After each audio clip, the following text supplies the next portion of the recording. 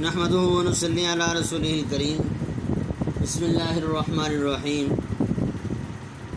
عزیز طلباء السلام علیکم ورحمۃ اللہ وبرکاتہ۔ آج کی اس ویڈیو کے اندر ہم نعت کے بقیہ اشعار کی تشریح پڑھیں گے۔ پچھلی ویڈیو کے اندر نعت کے پہلے 3 اشعار کی تشریح ہو گئی تھی۔ آج سے اس ویڈیو کے اندر چوتھے شعر کی تشریح پڑھیں گے۔ چوتھا شعر دیکھیں۔ اب انسان کو انسان کا عرفان ہوگا، یقین ہو گیا اعتبار آ گیا ہے۔ عرفان پہچان، اعتبار اعتماد بھروسہ، یقین کا معنی بھی یہی ہوگا۔ شاعر اس شعر کے اندر، شاعر احسان دانش اس شعر کے اندر پیارے حبیب صلی اللہ علیہ وسلم کے دنیا میں تشریف لانے کی وجہ سے فوائد کو بیان کر رہے ہیں۔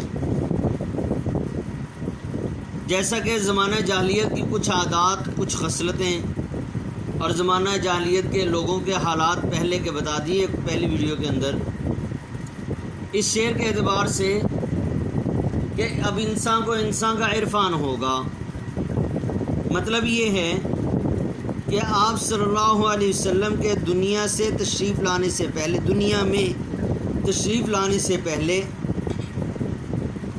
کسی رشتے کی کوئی پہچان نہیں تھی۔ ماں باپ کے ساتھ بھی برا سلوک کیا جاتا اور بڑوں کا کوئی احترام نہیں تھا۔ اسی طرح جو ہے اگر باپ فوت ہو جاتا تو ماں کو وراثت کی طرح تقسیم کر دیا جاتا تھا اور اس کے ساتھ لونڈی جیسا سلوک ہوتا تھا۔ وراثت میں جس طرح زمین و جائیداد آئی، بندے کو اختیار ہوتا ہے بیچنے کا، اسی طرح ماں کے ساتھ سلوک کیا جاتا تھا کہ اس کو کوئی آدمی اپنی وراثت میں لے لیتا، پھر جیسا سلوک کرتا اس کے ساتھ۔ تو کوئی پہچان نہیں تھی اور کسی کو جینے کا طریقہ نہیں آتا تھا۔ انسان کو انسان کی عظمت کا نہیں پتہ تھا، احساس ہی نہیں تھا اس بات کا کہ فلاں آدمی انسان ہے اور انسان ہونے کے ناطے اللہ نے اس کا کیا مقام رکھا ہے۔ لیکن پیارے حبیب صلی اللہ علیہ وسلم دنیا میں تشریف لائے تو آپ صلی اللہ علیہ وسلم نے ہر ایک کی پہچان بتائی۔ بہن کی پہچان، ماں کی پہچان، بیوی کی پہچان، بیٹی کی پہچان، باپ کی پہچان، بھائی کی پہچان، ہر رشتے کی الگ الگ پہچان بتائی۔ تو شاعر اسی کی طرف اشارہ کرتے ہوئے کہتے ہیں کہ اب انسان کو انسان کا عرفان ہوگا، کہ انسان کو حقیقی طور پر انسان کی پہچان ہوگی۔ کیوں یہ پہچان پہلے نہیں تھی اور کیوں ہوگی؟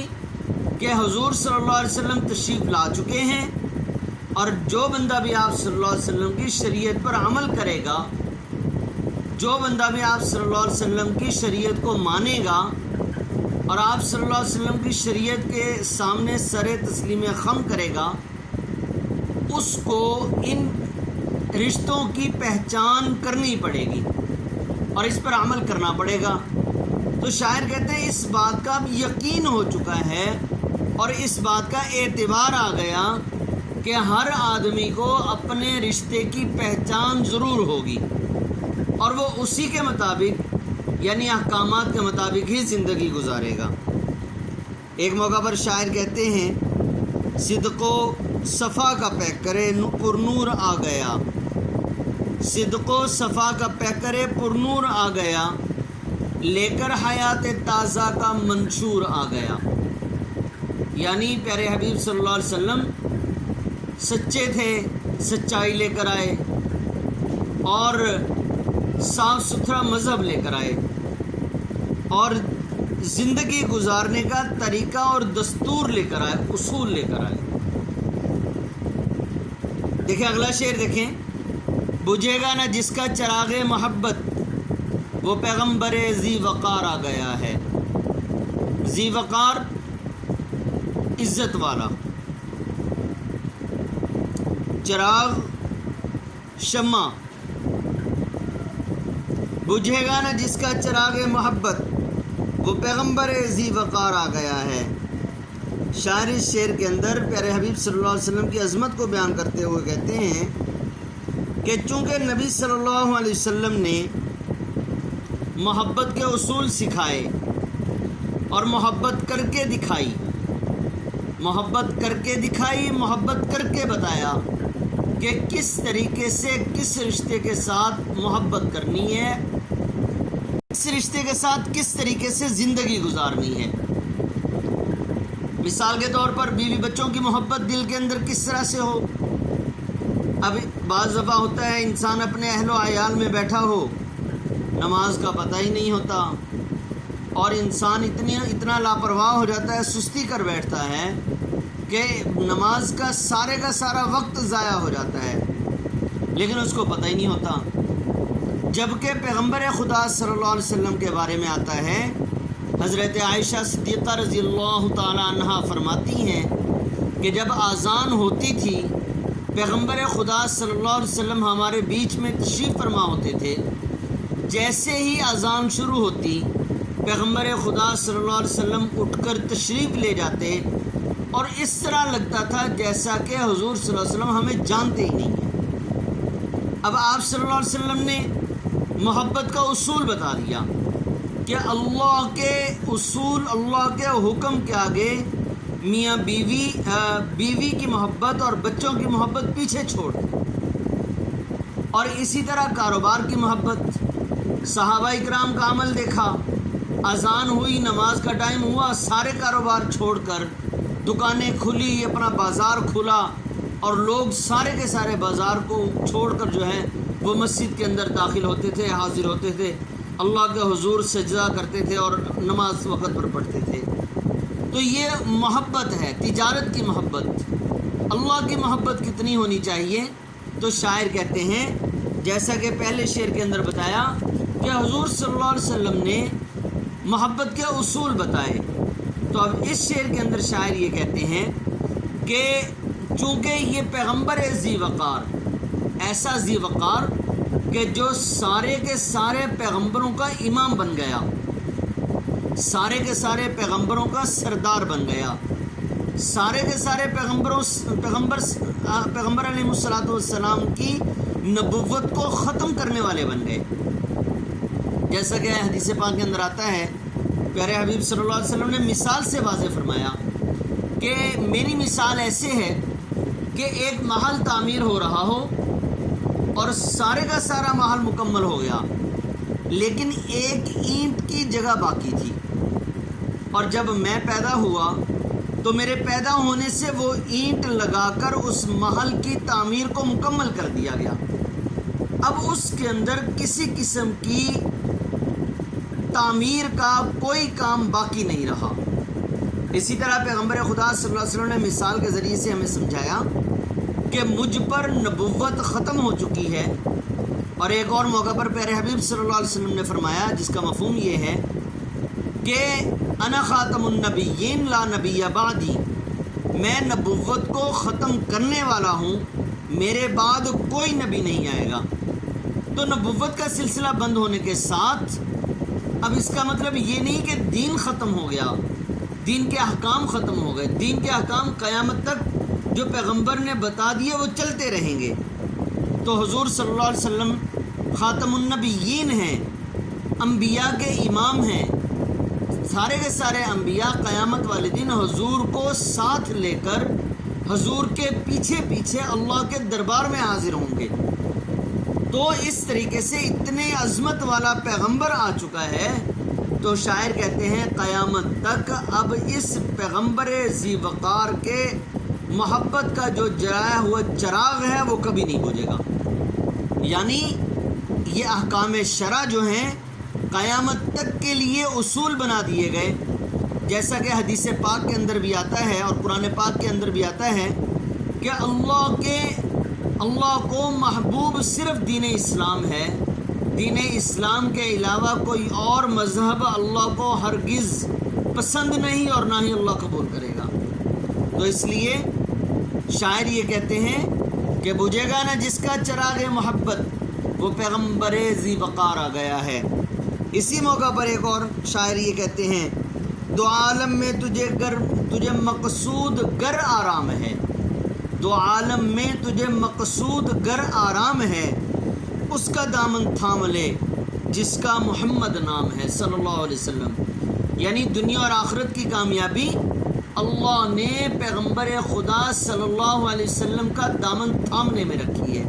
اس لیے ہمیں بھی چاہیے کہ ہم آپ صلی اللہ علیہ وسلم کا دامن، آپ صلی اللہ علیہ وسلم کی شریعت، آپ صلی اللہ علیہ وسلم کی جو ہے وہ اصول اور آپ صلی اللہ علیہ وسلم کی سنت کو اپنائیں۔ جی آخری شعر دیکھیں، زمانے کو اب اپنی منزل مبارک کہ ایک خضر صد راہ گزارا گیا ہے، زمانے کو اب اپنی منزل مبارک کہ ایک خضر صد راہ گزارا گیا ہے۔ خضر سے مراد اس کا اصل معنی ہے حضرت خضر علیہ السلام، لیکن یہاں پر اس کا مرادی معنی یعنی مفہوم مراد لیا جائے گا، جس کا معنی ہے رہنمائی کرنے والا۔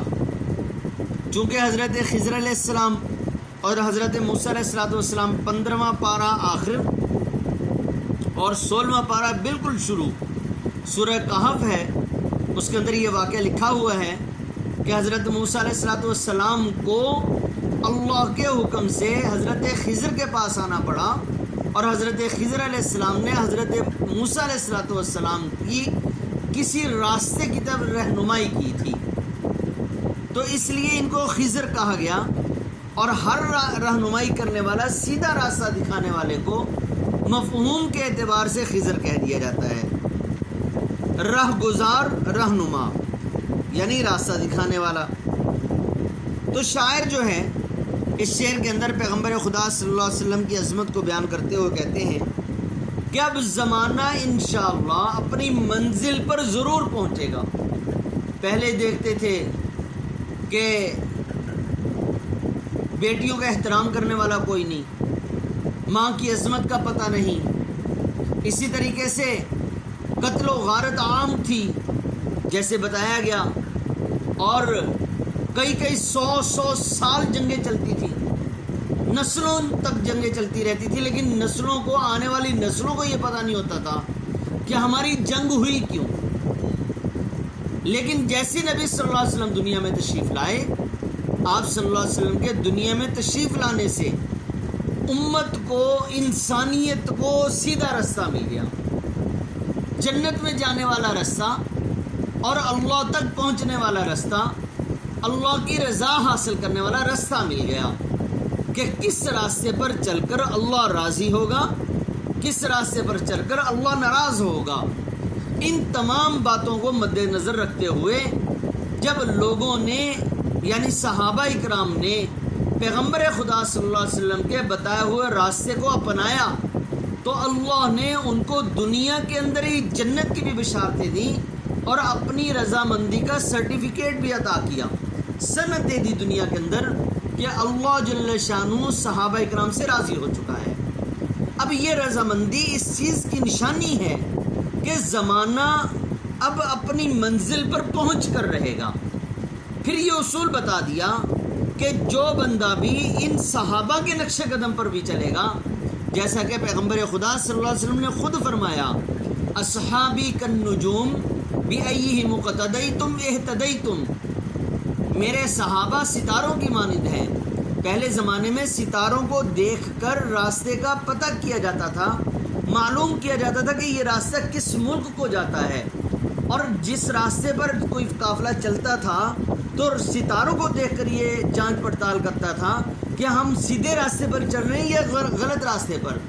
تو اس لیے حضور نے بھی اپنے صحابہ کو ان ستاروں سے سمبولائز کیا ہے، یعنی تشبیہ دی ہے کہ میرے صحابہ ستاروں کی مانند ہیں، جو بھی ان کے نقش قدم پر چلے گا ہدایت پا جائے گا۔ تو اس لیے زمانے کو اب اپنی منزل مبارک ہے، اور زمانہ انشاءاللہ شاعر کہتے ہیں اپنی منزل مقصود پر پہنچ کر رہے گا۔ کیوں؟ اس لیے کہ سیدھا راستہ دکھانے والا خضر یعنی حضرت محمد مصطفیٰ صلی اللہ علیہ وسلم دنیا میں تشریف لا چکے ہیں۔ شاعر ایک اور موقع پر کہتے ہیں، سارا عالم منور، سارا عالم ہے منور، آپ کے انوار سے، سارا عالم آئینہ ہے آپ کے کردار سے۔ تو عزیز طلبہ، حمد کی معذرت کے ساتھ نعت کی تشریح مکمل ہوئی، تو آپ نے یہ تشریح اچھی طرح سے یاد کر لینی ہے اور الفاظ معنی بھی اچھی طرح سے یاد کر لینے ہیں۔ پیپر میں لکھنے کا طریقہ کار، ساتھ ایک ریفرنس شعر ضرور لکھنا ہے، متعلقہ شعر تشریح کے اندر، اور شعر کی تشریح پہلے مفہوم بھی لکھنا ہے اور پھر تشریح کرنی ہے۔ السلام علیکم ورحمۃ اللہ وبرکاتہ۔